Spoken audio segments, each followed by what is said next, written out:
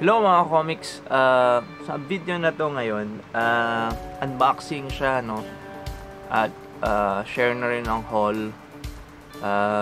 Maraming ganap kasi nung Sabado, tapos nung di lang ako nakapag-video kaagad. So ngayong Lunes, ngayon ko siya i-video.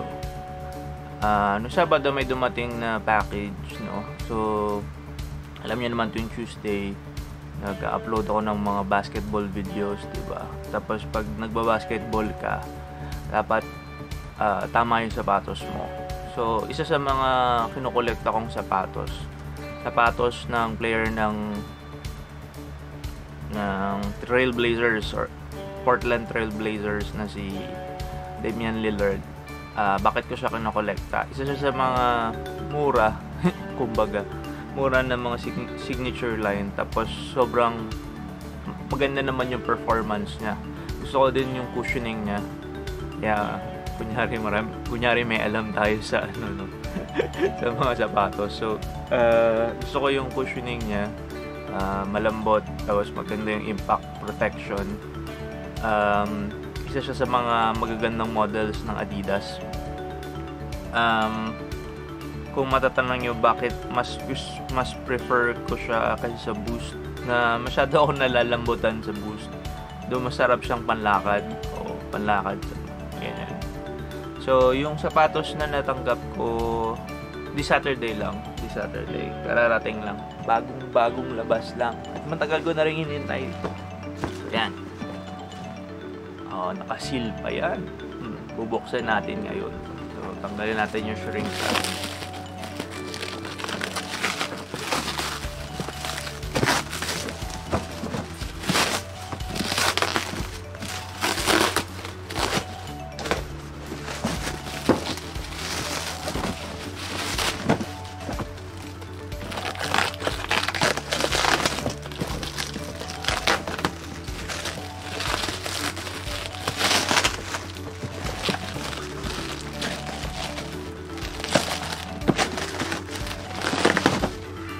Tapos pag magbubukas kayo ng kahon, maganda may box cutter in hand kayo.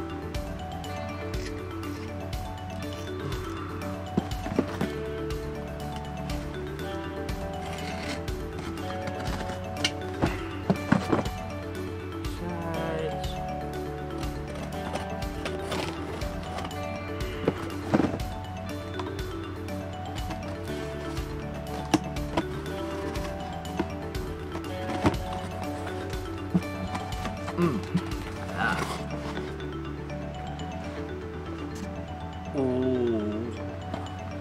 Ayan, kung mapansin nyo yung kahon niya, kung bumibili kayo ng sapatos ni Dame Lillard, ito na yung kahon ng sapatos niya since nung Dame 2, yung may Oakland, may pattern. Ito nga yung pattern, yung kung nakikita nyo sa camera, yung pattern na yan, yung criss-cross na pattern na yan. Ayan yung traction pattern sa ilalim ng sapatos ng Dame 2. Kasi hindi na nila pinalitan. Tapos Dame 2 lang din pala to, no? Dame 5. O, Dame 5 yan. Yan. Okay, buksan na natin. Excited na rin ako makita. Hindi ko talaga binuksan. Gusto ko talaga buksan sa harap ng camera para lang magkaroon ako ng upload. Ayan, lumakang. Wow! Ayan, sabi nila fake daw yung kuha ko lagi. Hindi, wow talaga yun. Ito na. Ito na yung bago kong Dame. Sa pinili kong kulay ulit, like yung basic lang akong tao. Hindi ako ganun ka-flashy. So, pag usually pag black and red, sobrang ayos na sa akin yung colorway na yan. So, ang makikita nyo sa sapatos na to, suede yung fake na suede yung likod. Tapos parang knitted na something yung harap. Iba na materials. Tapos, hindi katulad nung ibang Dames ko na laging one booty upper siya. Ibig sabihin para siyang medyas na may May sole lang. May tunay na... Tunay ba to? Oo, may tunay siyang tang ngayon. Ayan na. Ayan. Tapos, ang colorway niya, ano siya, black, gray, Griqua. Ganda. Tapos para siyang may ano yun, yung dulo nung jacket sa kamay. Tapos subtle lang yung branding niya. May malaking 3 stripes. Tapos yung ano niya, yung player logo niya. Maganda yung player logo niya, mukhang pang superhero. Traction pattern niya, herringbone. Ayan. So di ka naman magkakamali sa herringbone eh. So malamang makapit din to. Makapit to sa pag naglalaro ka. Tapos makapal yung cushioning niya sa heel. Tapos medyo manipis sa harap kasi sabi nila pag point guard ka, gusto mo ng court feel. Hindi ako point guard, hindi nga ako magaling mag-dribble. Actually, hindi nga ako magaling mag-basketball. Sapatos lang. So yan, ito yung bago kong acquisition. Gagamitin ko na to sa bukas may laro ako bukas. Compare natin siya sa iba kasi hinanda ko yung ibang mga sapatos ko ng Lillard dito. Katulad sabi ko, ang pinakakaiba sa kanya ngayon, meron na siyang dila, may tang na siya. Kasi for the longest time, well, yung 2 tsaka yung 4, wala silang dila. Ito yung 4. Ayan. So, sabi ko nga sa inyo, basic na tao ako. Black lang yung gamit ko. At yan, di ba? Wala siyang dila. Isang construction lang siya. Nung una ko siyang binili, inisip ko luluwag siya. Tapos baka masira yung containment ng paa mo. Pero hindi. Nagstay siya. Isang taon ko na ito ginagamit. Mukha pa rin siyang bago. Well, hindi naman. Sa camera lang. Ayan, maganda dun sa sapatos na to. Yung sort of na merong dila, pero sa totoo wala din kasi kung titingnan mo, buo din siya. Isang buo lang siya. Mukha lang siyang may mahabang burrito life na dila. Itong Dame5. Hindi ko na masyado ginagamit. Natapilok ata ako dito nung una ko siyang ginamit. Tapos bihira ko siyang gamitin. Mukha siyang pinakagamit yung itsura niya kasi puti siya. Ito yung home colorway naman ng Portland.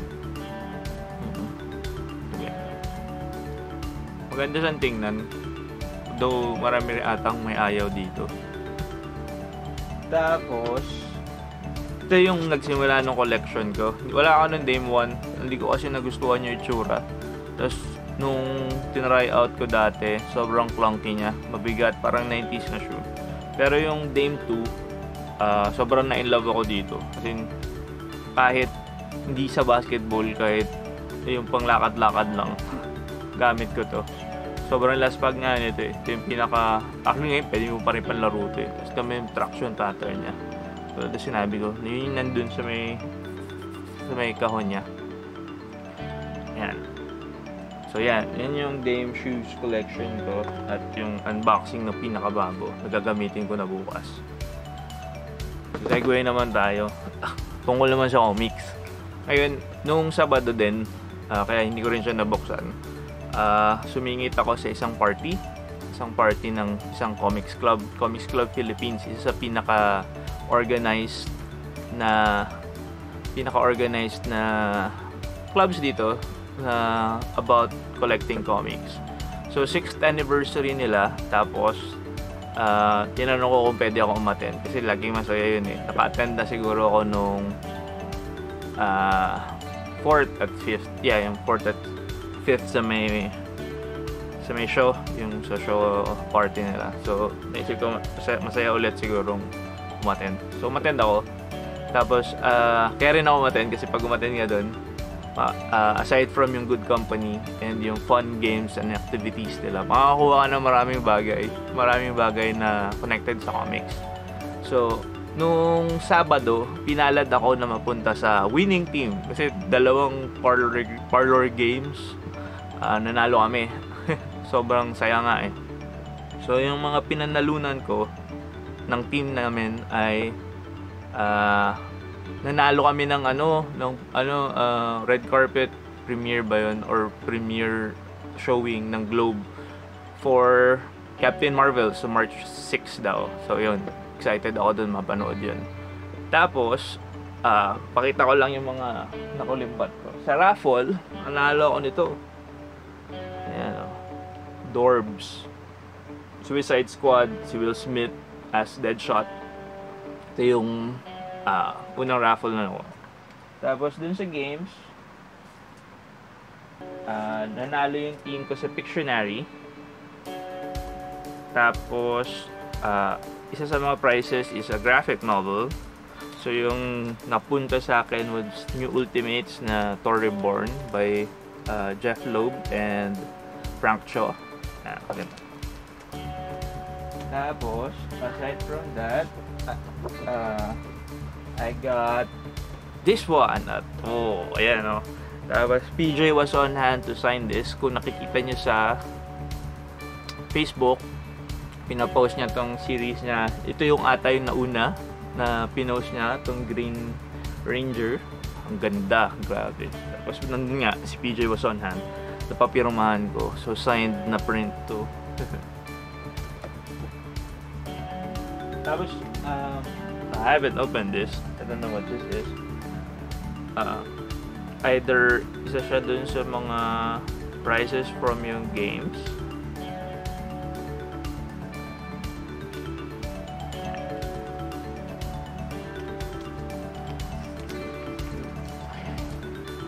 It's a mini poster of Aquaman and Mira, the movie.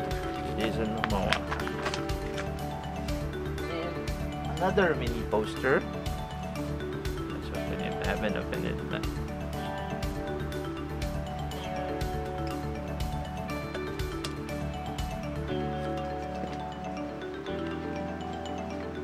Oh, it's the same. I have two of the same posters. If anyone wants it, PM nyo lang ako. Okay, so aside from yung mga contest, meron din silang goodie bag, and yung goodie bag contains a lot of cool stuff din. So, pakita ko sa inyo na ko.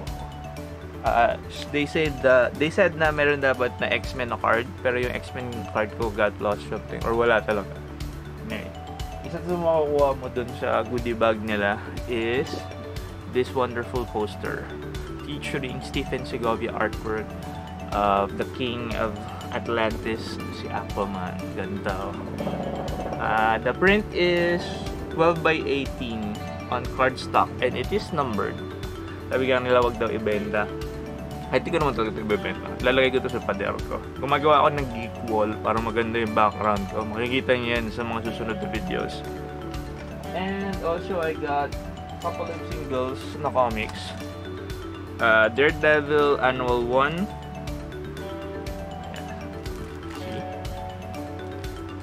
I'm not familiar with yung creative team nito, pero si Ron Lim yung gumawa ng cover. I got a Wolverine 131 na loose. No, I got this then as price din ata, part of yung price namin. And a DC Universe Justice League Rebirth 1. Ayan. So ayan, sobrang saya ng Sabado ko. I got package na dumating for my new shoes. Tapos I got to hang out with yung mga comics people sa Comics Club Philippines. And earlier that day, naglaro din ako. Sobrang sakit pa rin ng balikat ko. So, yun muna today, mga comics. Salamat sa panonood ulit. Salamat sa suporta. Kung nagustuhan nyo, please like, share, and subscribe. Pag nag-subscribe kayo, pakiring na rin nung bell para alam nyo kung kailan ako nag-upload. So, yun lang muna. Bye-bye, mga comics.